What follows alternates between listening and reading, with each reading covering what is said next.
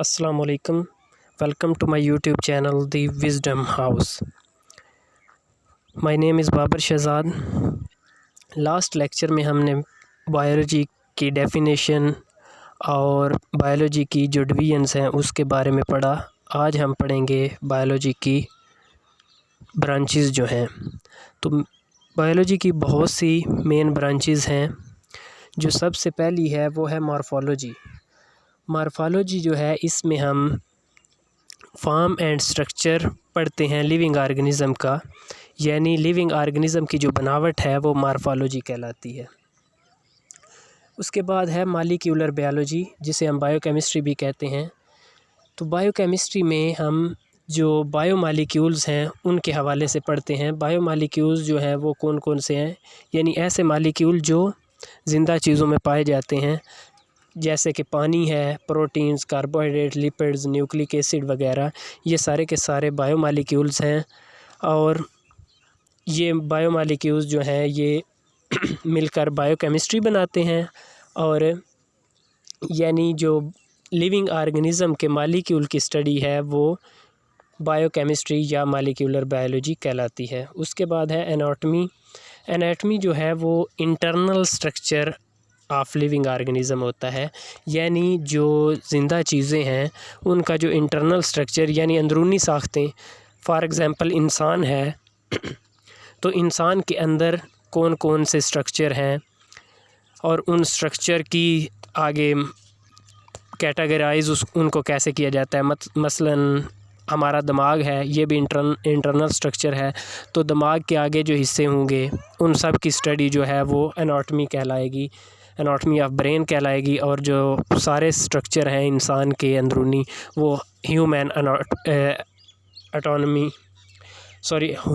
Anatomy कहलाएगी. उसके बाद है हिस्टोलॉजी. हिस्टोलॉजी जो है वो माइक्रोस्कोप के नीचे सेल की स्टडी या मुख्तलिफ़ सेलों की स्टडी, जिसे हम टिशू कहते हैं. तो जो माइक्रोस्कोपिक स्टडी होती है टिश्यूज़ की या सेल की, उसको हम हिस्टोलॉजी कहते हैं. यानी माइक्रोस्कोप के नीचे हम सेल को रख के उसका मुशाहिदा करते हैं, तो वो हिस्टोलॉजी कहलाता है. उसके बाद है सेल बायोलॉजी. इसमें हम सेल की साख्त, उसके अफ़आल और जो उसके अंदर ऑर्गेनेलीज़ हैं, ऑर्गेनेलीज़ कहते हैं जो सेल के अंदर छोटी छोटी साख्तें होती हैं, जैसा कि माइटोकॉन्ड्रिया है, गोल्जी बॉडीज़ हैं, न्यूक्लियस है, ये सारी सेल ऑर्गेनेलीज़ हैं. तो सेल ऑर्गेनेलीज़ और उनके फंक्शन की स्टडी जो है वो सेल बायोलॉजी के अंदर आती है. और जो डिवीज़न ऑफ सेल है वो भी, यानी सेल जो पेरेंट सेल डॉटर सेल में डिवाइड होता है मियोसिस के ज़रिए 4 में और माइटोसिस के ज़रिए 1 से 2 में चेंज होता है, इसको सेल बायोलॉजी कहते हैं. इसके बाद है फिज़ियोलॉजी. फिज़ियोलॉजी जो है इसमें हम लिविंग ऑर्गेनिज़म के जो मुख्तलिफ़ हिस्से हैं, यानी इंसान का दिमाग है, मसल सिस्टम है, यानी मुख्तलिफ़ जो हिस्से हैं या सिस्टम हैं इंसान के या लिविंग ऑर्गेनिज़म, हम सब की बात कर रहे हैं. तो तमाम लिविंग ऑर्गेनिज़म के जो मुख्तलिफ़ हिस्से हैं वो कैसे काम करते हैं, उन काम करने का जो यानी फंक्शनिंग का जो मेकनिज़म है वो सारा फिज़ियोलॉजी के अंदर आता है. उसके बाद है जेनेटिक्स. जेनेटिक्स जो है ये जीन्स और इनहेरिटेंस के रिलेटेड है. जीन्स क्या होते हैं, ये बुनियादी इकाई होते हैं जेनेटिक्स की.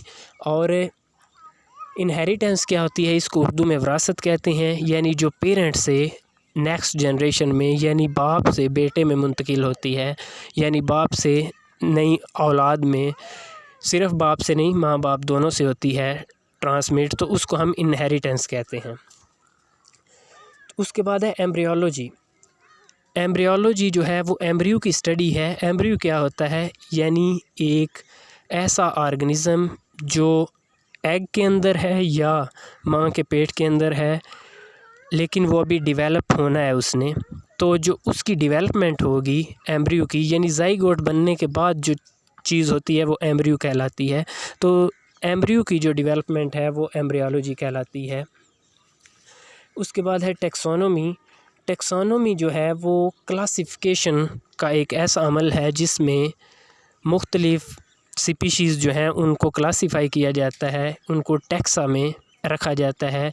जैसे ह्यूमन है तो ह्यूमन की अपनी एक क्लास है, अपना ऑर्डर है। तो इसी तरह जो और स्पीशीज़ हैं उनका अपना ऑर्डर है, अपने तमाम टैक्सा हैं। तो इस सारी स्टडी को हम टैक्सोनॉमी कहते हैं, यानी क्लासिफिकेशन जिस तरीके से हम करते हैं वो सारी टैक्सोनॉमी कहलाती है। उसके बाद है पैलेंटोलॉजी।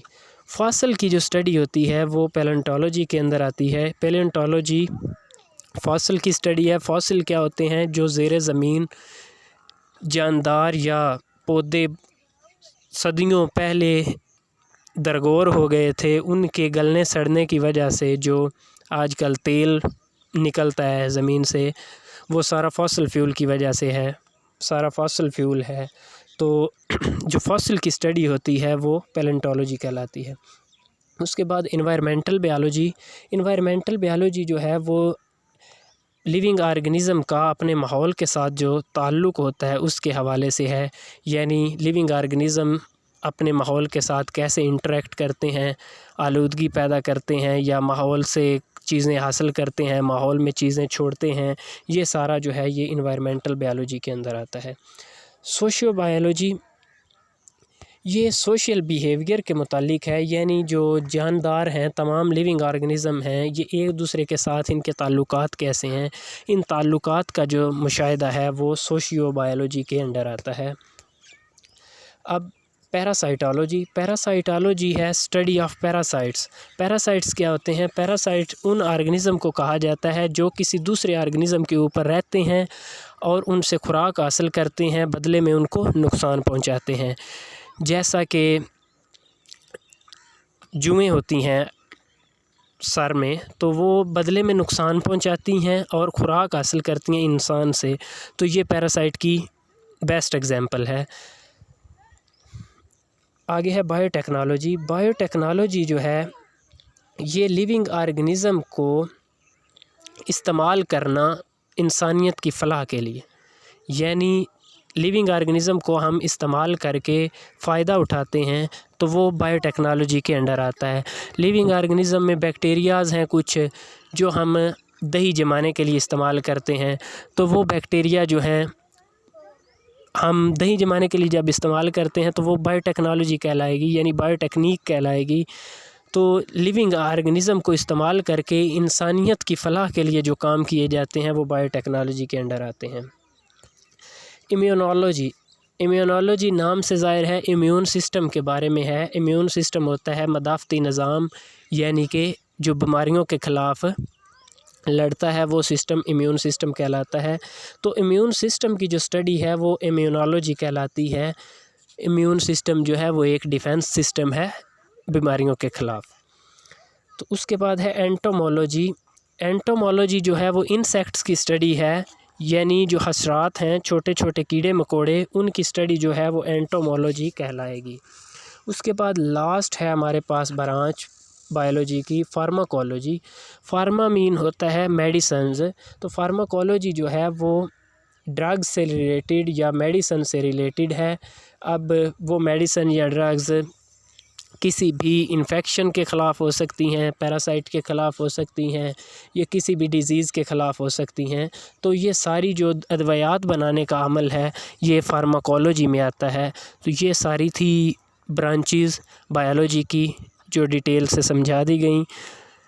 चैनल को सब्सक्राइब करें और बेल आइकन को प्रेस करें ताकि आने वाली वीडियोस बर वक्त आपको मिलती रहें।